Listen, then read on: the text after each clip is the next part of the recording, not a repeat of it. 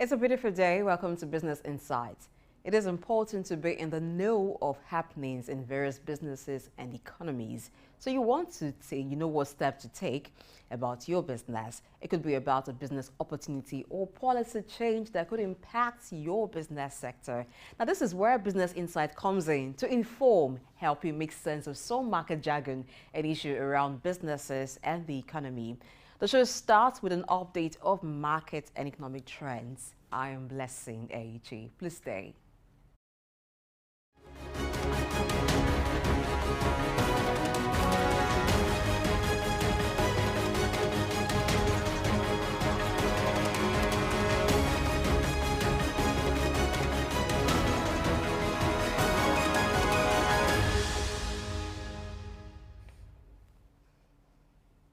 Thanks for staying tuned. Starting with news from Nigeria. The Central Bank of Nigeria has joined forces with Dixie Technologies to make e-Naira more popular and useful. A co-founder of Dixie, Mr. Elvis Ajayi, while talking to newsmen about the e-Naira, said it is a type of money that can be used for buying things and making transactions electronically, which is important and useful.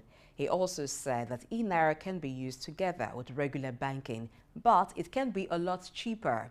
That means people can use it to buy things without having to pay lots of extra fees like they might have to do with other banks.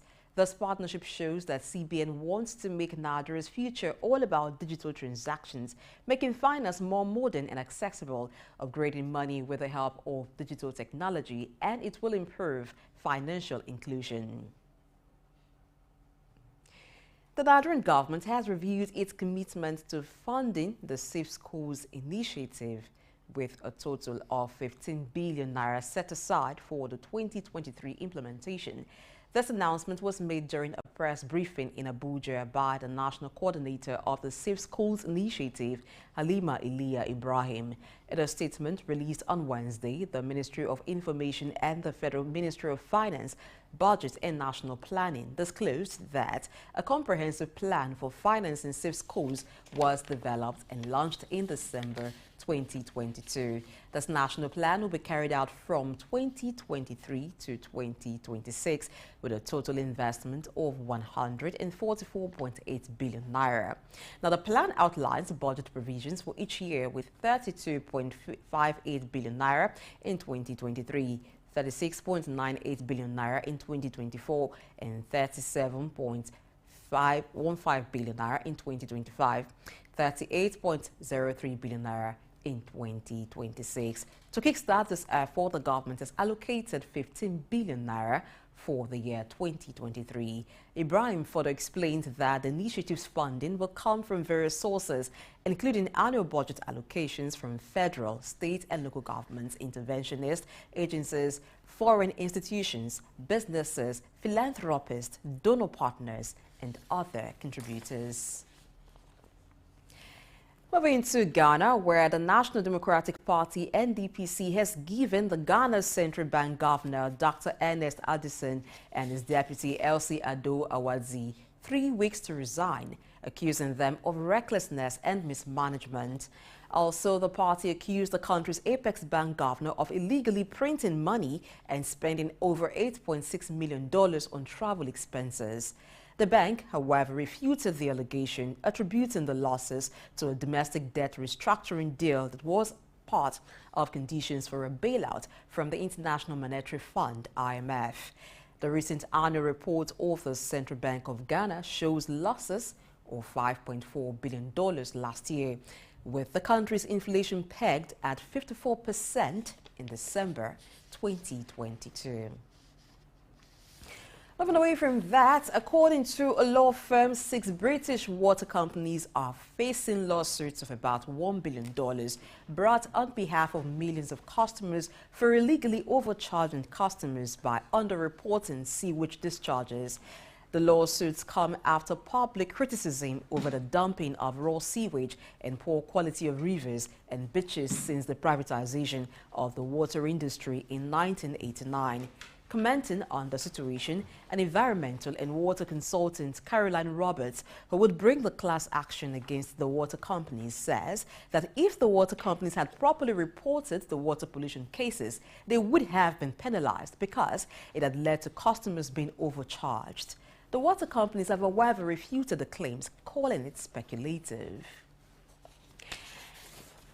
Moving to India, as India's renewable energy generation rose and forest cover increased, the country's greenhouse emissions rate has dropped by a faster than expected 33% in 14 years, according to the recent assessment made for submission to the United Nations. The report states that India is in the process of meeting the commitments to the United Nations Convention of Climate Change, UNFCCC, aimed at reducing emissions intensity from 2005 to 2030 by 45%. The average rate of emissions increased from 1.5% between 2014 and 2016 to 3% annually in the period 2016 to 2019, which should help the country prevent the pressure by developed countries to stop using coal. According to data obtained in 2019, forest and trees covered 24.56%, which is about 80.73 million hectares of India. And out to the U.S. in efforts to improve the U.S. science and technology competitiveness with China. The Commerce Department has reported that over 460 companies have shown interest in securing government semiconductor subsidy funding. The White House yesterday marked President Joe Biden's one-year anniversary of the signing of the landmark Chips for America legislation, providing $52.7 billion in subsidies for U.S. semiconductor production, research and workforce development. President Biden, in a statement, said that companies have announced $166 billion in semiconductor and electronic manufacturing in 2022. And the law would make America a leader in semiconductor manufacturing again, thereby reducing its dependency on others in electronics or clean energy supply chains. Now, going by the reports, the chip laws includes a 25% investment tax credit for building a chip plant, estimated to be worth $24 million. And out to the Middle East, where Dubai's taxi sector has recorded a considerable growth rate of 10% in 6 months of the year 2023, the highest in the history of the Emirates. According to the Director of Planning and Business Development at RTA's Public Transport Agency, Adel Shakri, the transport sector has witnessed a consistent growth rate in the last 5 years, recording a total of 55 million trips, a marked improvement from the 50 million recorded at the same period in 2022, representing a 10% increase. In the same vein, ridership reached a 96 million in the first 6 months of 2023, a significant increase from the 88.7% witnessed around this period in 2022. The number of drivers in the transport sector increased from 19,000 in the first half of 2022 to 26,000 during this period in 2023. And now moving to the Nigerian Stock Exchange, Wednesday's trading session ended with a total of 238,039,943 shares in 6,001 deals, with a market value of about 2.6 billion naira. Now, if we compare that with the previous trading at the NGX, which is Tuesday, August 8, Wednesday's data shows 25% decline in volume, 41% decline in turnover, and 66% decline in deals. The current market capitalization of the Nigerian Stock Exchange is 34.9 trillion naira. In the aggregate, there were 24 gainers and 27 losers. Omatech Ventures led the gainers with a 10% share price appreciation, closing at 33 kobo per share, followed by Guinea Insurance, tantalizes and RB Mortgage Bank. Now, among the top losers, National Salt Company came out last with an end-of-day price depreciation of 10% at 36 naira 90 kobo per share, and that followed by Multiverse Mining and Exploration. John Holt also followed, and Dangote. There we also have Sterling Bank recording the highest volume of trade, 32.7 million shares traded. Now, also for companies that had a large volume of shares traded, we have Fidelity Bank, Universal Insurance Company, and United Bank for Africa. That takes us to the Ghana Securities Exchange, where a total of 39,512 shares with a corresponding market value of 65,927 Ghana cedis were traded compared with the previous trading day. Some Wednesday's data showed that there was a 13% decline in the volume of trade at the Ghana Securities Exchange, however, 2% improvement in turnover. The market capitalization of the Ghana Stock Exchange is put at 73.4 billion Ghana cedis. We'll move now to the global commodities market, where wheat sells for 641 United States cents, gold sells for 1,916 US dollars, silver sells for 22.70 US dollars, and Brent crude sells for $86 per barrel, and we also have copper selling at 3.76 US dollars. Finally, let's take a look at what the Naira exchanges to major currencies. So the dollar exchanges to 769 Naira, to the Naira at the official rate, and you have it at about 900 Naira at the black market. For pound sterling, it sells for 978 Naira officially, but you could get it around 1,160 Naira at the black market. For euro, it sells at 844 Naira officially. At the black market, it goes as high as 965 Naira. For the Ghana cedis officially, it is at 65 Naira to 1 Ghana cedi. And that's it all on Business Insight. Let's go on a break and return to make sense of some of the issues on the news. Today, we're continuing the series on the role of small businesses in the economy, and we're looking at two major forms of transportation: water and road transportation. Stay tuned.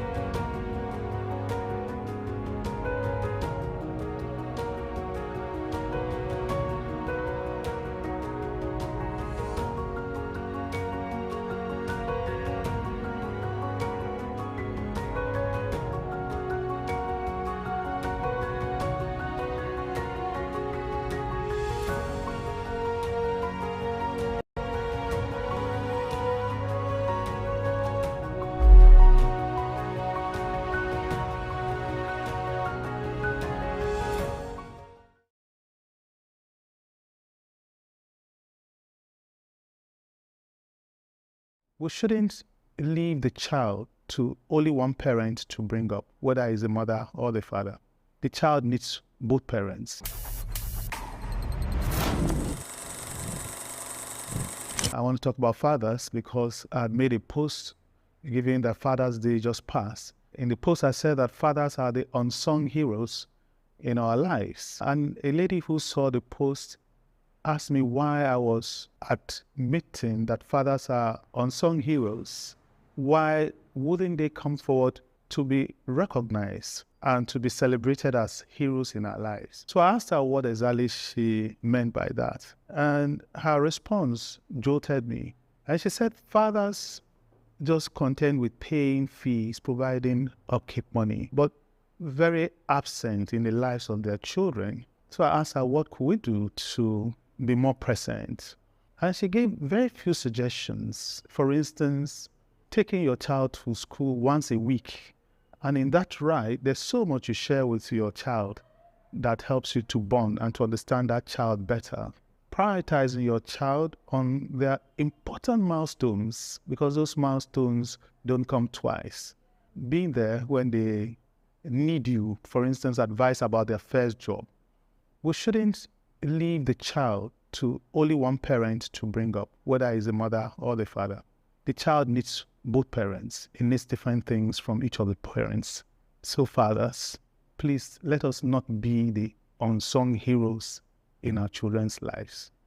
Let us come forward and also be celebrated as heroes in our children's lives.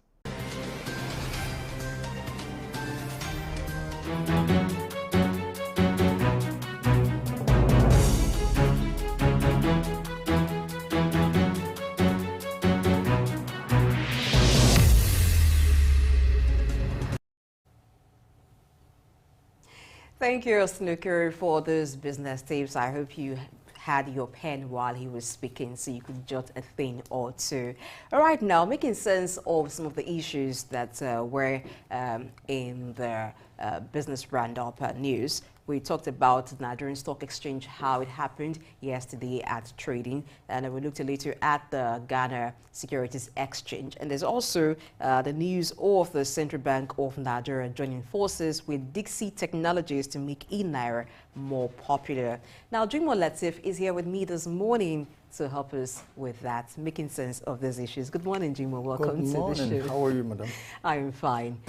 All right, so at the Nigerian Stock Exchange yesterday, we saw that the market capitalization dropped from 35 trillion to 34 trillion. Let's begin from there.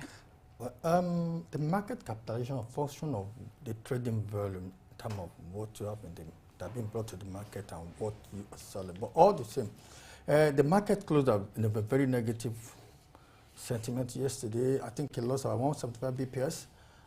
And majorly, what accounts for this dips is just like this sell-off sentiment from some investors.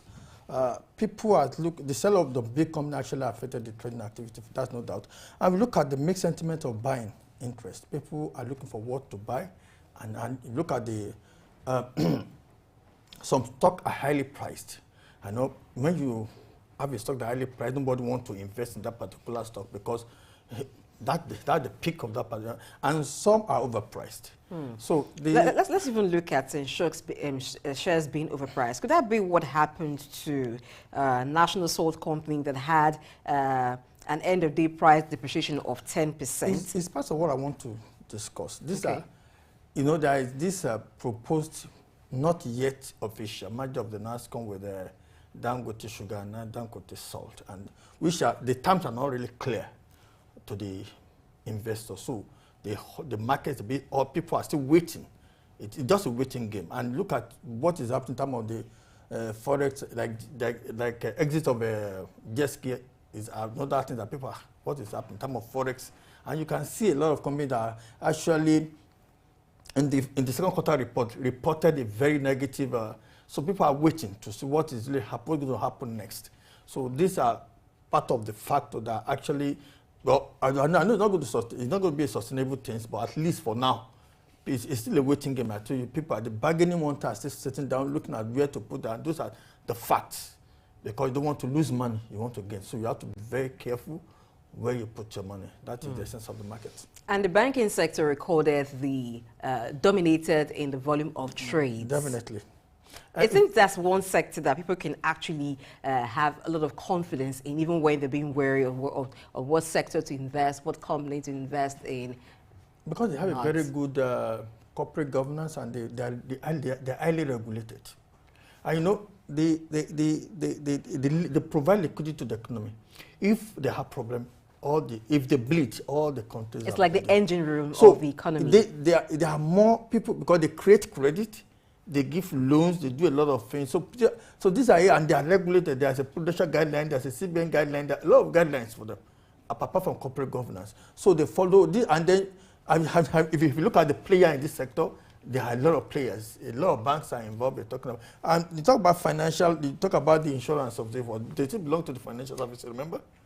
That's a part of this. So these are people that we have a very huge investment in this end, and that is why it's more important. Like other sectors, consumer good index is actually a daily thing that people really need. But if you have it, and looking at the current dispensation Nigerian, the economic outlook of Nigeria is not that good for the manufacturer, and these are another at the moment. People are not really, the manufacturer are not really finding it easy. So this may affect most of these, and you see most of them being flat or move, very little move in the market, no movement much, except for financial services. So, again, continue with financial services. The Central Bank of Nigeria, like I mentioned, has joined forces with a technology company to make e-Naira more popular and useful. Talking about e-Naira becoming more popular and useful, several measures have been put in place. Are we getting there with the e-Naira? Well, the advent of the e-Naira is good for the economy. I think it's a CBN, it's a digital currency. It's not digital. It has to be. It's not something that. It's something that has to go through the technology issue here. So it's not, you can't hold it. It's the e-transactions. So that way by e-Naira, it's not like other conventional Naira, you can hold it, I can give it to you. But looking at the advantage is a store value. And a good measurement, you don't need to start, it's a good measure of transactions and a store value, and very economic, because the cost involved in producing Naira will not be there. Since 2021 that the use of e-Naira began, when the CBN actually launched the e-Naira, are there complexities with it that makes it seem to be a thing that people cannot actually relate with? It is still the Naira, but getting to accept it, getting to use it, people do online transfer. So I wouldn't want to think it's about the technology. Exactly. What are the complexities? The complexity that is not really within the educated folks. A financial includer have to go to when you talk of e-Naira, it has to be accepted or become a legal tender. So legal tender that the people at the grassroots will be able to, and we're talking of high technology. I mean, you have to have your smartphone. How many people in the village can use it? That's one of the, I think one of the problems that we may have, because the financial inclusion there may be not be realized, may not be realized in that sector. Okay. And if you look at it from the growth, it's actually enhanced the growth of the country, no doubt, because easy transactions. You know, before I move my NATO, I can, in the comfort of my bedroom, do some transaction and send it. The easy remittances. Now, so what I like about the e-Naira is that the cost of transaction is actually cheaper. Very well. So I think the central bank needs to do a lot more of sensitization, make people aware, perhaps make it less complex, less dependent on smartphones. If we could have short codes for the use of the e-Naira, that would encourage rural dwellers to make use of it for transactions, for anything, payment that they want to do. Thank you very much, Jimo Latif, for being on the show today. We're going to quick break and return to look at other issues in the news and, of course, talk about road and water transportation. Are you a transporter?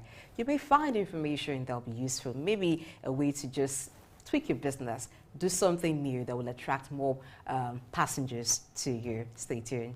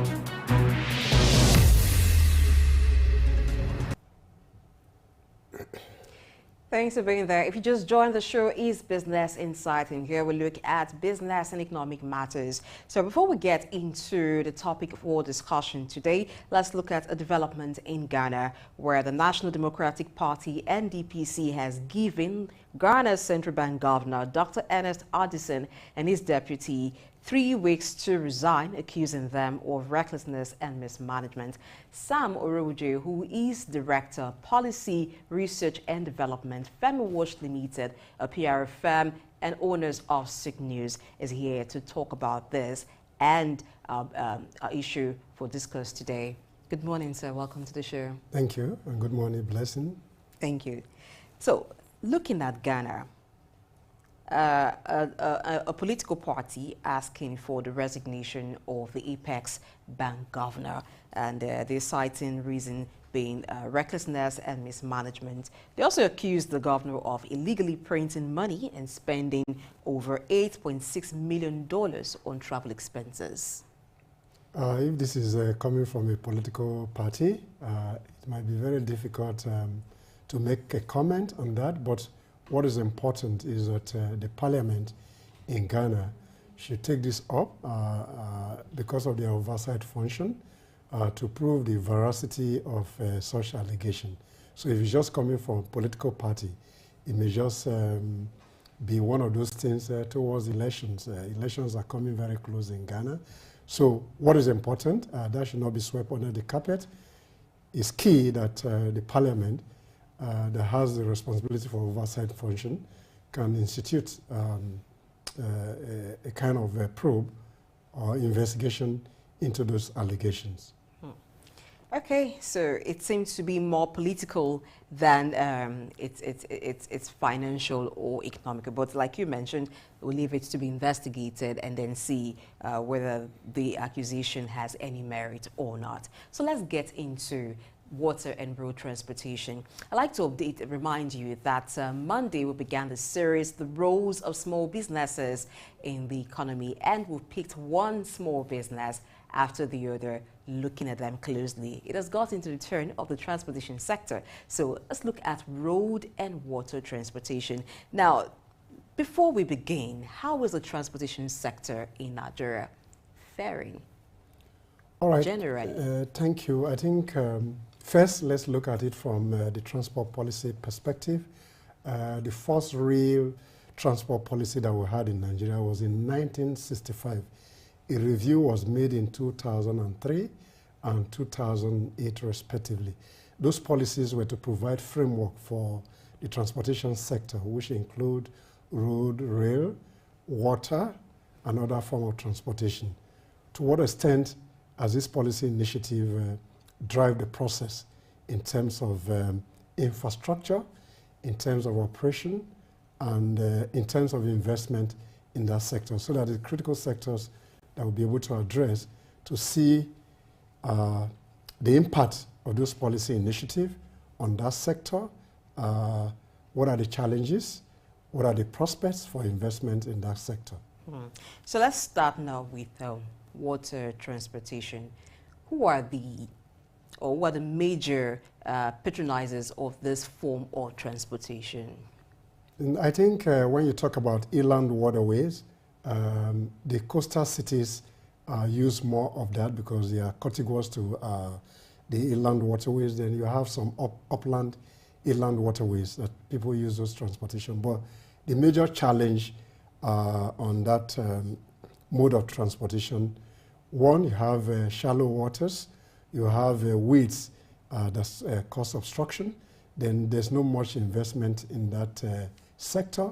No, I was actually referring to those who make use of water transportation, who are majorly the people. Okay, you have people who transit along those routes who are so close to the water. They use them for commerce in terms of getting upland and getting back to... So everybody, to a very large extent, use the waterway. Maybe the number of persons that use that mode of transportation is a bit limited because the investment in that area is equally limited, in my view. Have you ever used water transportation? Yes, I use it regularly when I transit from Lagos Island to Apapa, because going to Apapa through road can be very challenging sometimes. So I use it. So tell us about the current trends in the water transportation business. What trends have you observed? No, I think the Lagos state government, to a very large extent, has invested massively on that route. Then you have some local operators who uses that route too. But the challenge is that a lot of people are not used to commuting through the water route. So they need more education to ease the challenge, particularly the bottleneck in Lagos, where you have a lot of traffic jam. So I think water transportation has some potentials in terms of easing out the challenge on road network, particularly in Lagos. Now, one of the reasons some persons are not comfortable using water transportation is safety reasons. They are scared. Do we have enough safety measures in our water transportation system in Nigeria that will bring in lots of passengers, draw in more investment? Because where you have a high demand, more persons may want to get into water transportation business. Yes. Safety on the waterways. Yes, for local operators, the challenge is there, and I mentioned that earlier. The small boats that commute on the inland waterways have a lot of challenges, and people have safety concern. But on the other hand, the Lagos state government has invested some money in that sector. So safety in the ones that government encourages or where government plays, there's sufficient safety in terms of the gadgets that you use in case there's a problem. So, but as we speak, the investment in that sector is low.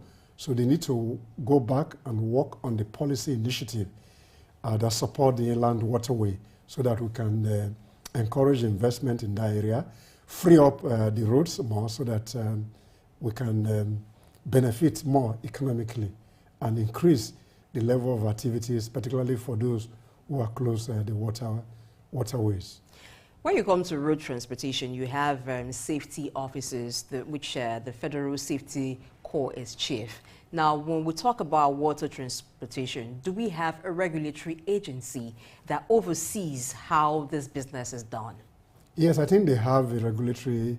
You have the Federal Inland Waterway that has the responsibility and oversight function to supervise jetties and operators who use inland waterways. I think there's an agency, there's a regulatory agency that deals with that. For a water transporter, are there environmental issues that could affect the business? And what would you advise? How is the way to go about it? I think what is the way to go about it? The regulatory agency should upscale those people that operate in those businesses, particularly the local operators, state safety standard, build jetties, regulated jetties, so that people can use it as an alternative means of transportation.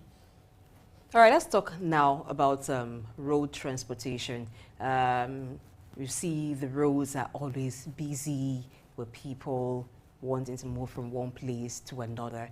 There are different types of vehicles and there are different systems in the road transportation. For instance, you have cab hailing services, you have those who are just in the regular motor parks. So of these kinds of systems and even the different kinds of vehicles, you have riders, you have those who are the keke riders, the tricycle riders, you have buses, you have some other heavy duty vehicles or other maybe cars that people could use, not carrying many people, but just what gives one type of vehicle or one system edge over the other still on the road transportation. For instance, what gives the popular motor parks an advantage, if it has any, over a cab hailing system or the company cab hailing system, or what gives the cab hailing system operated by companies any advantage, if it has any, over the regular motor parks? I think the first principle here has to do with pricing regime. Pricing is essentially, so for car hailing, those people who are in the middle class will have preferred option to use those kind of services because they have the wherewithal to afford that. Then for some other people, particularly traders who commute between city, maybe they have preference to use the private operators that carry more people, where the pricing regime is more favorable to them. So it depends on the pricing regime, depends on access, depends on affordability, which is in line with the pricing regime. So whatever means of transportation in terms of road that is more applicable for your own peculiarity, then people patronize based on their preferences. All right. Designation of routes and the types of vehicles that are allowed to ply certain routes, even allocation of bus stops. What factors should be considered? I know that's a duty for Ministry of Road and Transportation. So what factors should be considered when certain vehicles are allowed to ply maybe some routes alone, and then the designation of bus stops? What should come? No, I think from a policy perspective, there are trunk A road, trunk B road, trunk C road, depending who is operating those roads. But the challenge when you have restrictions within the city center, there are certain routes that heavy-duty vehicles are not allowed to apply at a particular point in time, maybe because they would disrupt other processes.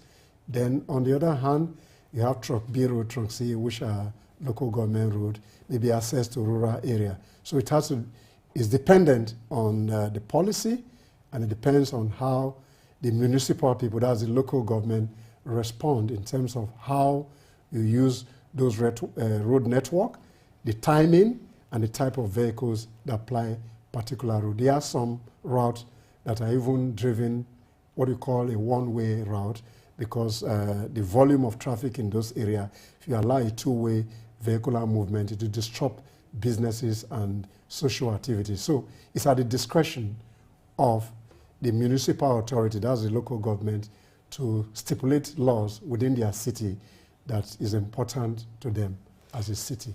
Going outside of Lagos State, now you find that the designation of bus stops sometimes are not properly planned. You find a bus stop, one bus stop being so far from another. And so in between, commuters have to do a lot of trekking to get to the next location. And so it disconnects businesses that are there, because people would want to consider the ease of mobility, moving from one place to the other. And businesses around that area where bus stops are too far apart from them suffer. But the reason that maybe the Ministry of Transport may give is that, oh, for aesthetics, you can't just have bus stops too close to each other. You can have buses having to pick passengers maybe along the roadside. How do we come around this to the extent that everything is, we have balance? You want to have a fine city that is organized, but at the same time, some businesses do not have to suffer. Is there a way to introduce different kinds of vehicles that would maybe take some passenger where a bus stop to the next one, and then things are properly arranged, businesses flow? I think the challenge is, it has to do with urban planning and urbanization challenges. So what is key, in my view, is that municipal governments need to look at the way the city are planned in line with businesses. So I think they have a challenge of investment.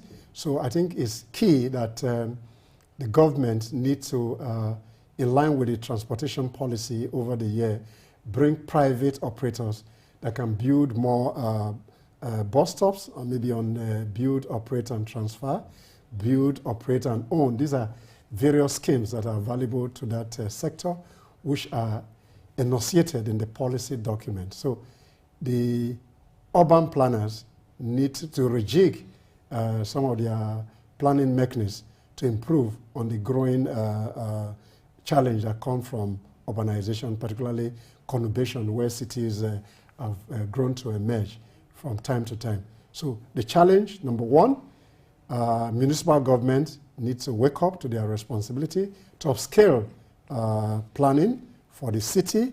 Even though the aesthetics are very important, you must look at the economic activities and how that can impact positively on the informal sector that use some of those networks. Now, road transportation can be intra-city, can also be intercity.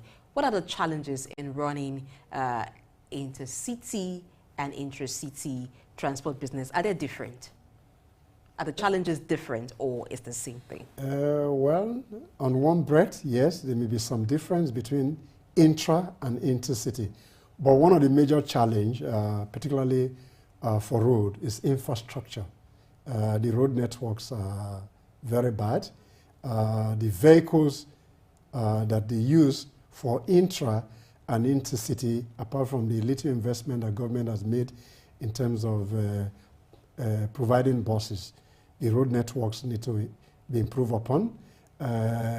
Standardization has to be made for the kind of vehicles that applies inter and intra-city. So these are issues in line with the transportation policy. So setting parameters, even though we have the road safety there, some of the operators in that industry, some of the buses are not up to speed. So regulation is needed to sanitize that sector. In addition to that, transport owners must equally be encouraged to invest on new buses, vehicles that apply the city. Therefore, government equally has a responsibility to provide some incentive, particularly for importation. But in my view, I will encourage local patronage for some of those who manufacture vehicles so that we can benefit more internally and optimize the economic of scale that come from that sector. Now, talking about benefits, is this a good time for transports, those who are into transportation business, considering the removal of fuel subsidy? There's not always a good time. Even though the fuel subsidy has been removed, the operators too has equally jacked up the cost of transportation in line with the increment. So I think for business reason, once there's changes in the business environment, people will react based on the current pricing regime. There are challenges there. The governments have made some promises, so we're hoping that such promises will come so that citizens can benefit and they're able to enjoy the services even from government transportation scheme and private owners transportation scheme. Toll gates, yes. We see toll gates sometimes when you connect from one city to the other. Even sometimes within a city, you also find toll gates. What are the pros and cons of having toll gates, and how does it affect the transportation business, road transportation business? Like I mentioned earlier, within the policy framework from 1965 to 2008, that's what I can remember. Whether there was a tweak in those transportation policy, I can't remember that offhand at the moment, but I know in those proposals or within this policy enunciation, you had new initiative that support tolling of roads. The idea of tolling those roads is that if private investments are brought to build roads, then they need to realize their investment. So tolling to a very large extent is important so that you can be able to manage those road network, you fix the roads, so the infrastructure are maintained.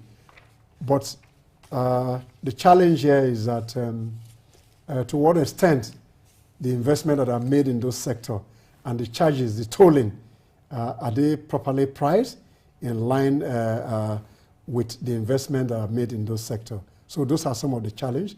Tolling is good to enhance the level of infrastructure, to operationalize a good road network. You need massive investment, and I talked about the concept of build, operate, and transfer. So government can have a concessionaire who is interested in that sector. He builds the roads, operates a certain limit depending on the concessionary regime that is in place. Then when they do, then even build, operate and own is one of the principles in terms of concessionaire that the government need to exploit so that we can have good road network. And when those road networks are okay, tolling is not a major challenge. People pay for tolls somewhere. There are even environments where those tollings have been digitalized. You just pay and you use the road, they capture you, and the money is deducted in other climes. So tolling is not bad in itself. It's the effectiveness and the pricing regime that people worry about sometimes. So for investors, when people want to invest, they begin to look for areas of opportunities. In the transportation, broad transportation sector, what are the areas of opportunities? Now, if we look at the Middle East, Dubai specifically, we'll find that the Dubai's taxi sector has recorded a considerable growth from of 10% in 6 months of the year. Some persons may want to invest in transportation and be thinking, do I buy a bus? Do I buy a taxi, a vehicle like I use for taxi? Do I even buy a motorcycle? Now, what areas of opportunities do you see in road transportation sector that investors can take advantage of? I think the opportunities are very huge. One, investments on roads, they are greater opportunity. Even investments on the lay-by, the bus stops that you talked about, they are potential investment opportunity. The government need to open up that sector and see how they can promote private sector initiative and private sector investment. Large buses, the opportunities are there. If you want to invest in taxis, okay. So the opportunity in the road sector is high. But what is key, in my view, is that government should open up that sector to encourage more investment. The potentials are high, the opportunities are there. So government need to upscale in terms of how they can bring other people into that system. We talked about trends in the water transportation system, but what's are the current trends in road transportation business? And looking ahead, what do you foresee happening in road transportation system? No, more investment, and more investment, because people will always commute, whether they are commuting intra-city or interstate, or what is important is that we need to invest more in terms of the infrastructure, in terms of operation, in terms of vehicle, then in terms of policy that we have to sustain that sector. On the final notes, let's link it to the economy. So how crucial is water and road transportation to Nigerian economy? One, people will always commute. Therefore, for economic activity to be sustained, you need means of transportation to move from one point to aid commerce, to aid trade, and even social interaction. So transport is very critical for economic activity, since it's a mode of movement. Either you are moving by road, you are moving by the inland waterway, or you are moving by air. So it's a means that will help to stimulate the economy and is a critical sector that need more investment, need more policy to be able to drive that process so that we sustain economic growth for the nation. Thank you very much, Sam Oruji, Director of Policy, Research and Development, Femi Wash Limited, owners of Souq News, for being with me on the show today. We've looked at road and water transportation. Thank you for having me. It's been my pleasure. And to add to that, the road and water transportation sector also generate jobs. People can just buy, a person can buy a vehicle, maybe after looking for a white-collar job, and become a transporter and earn a living. But be sure that you get trained for whatever form of transportation that you want to get into, whether water or road. I'm Blessing Aiche. Business Insight returns tomorrow at 10 o'clock. Bye.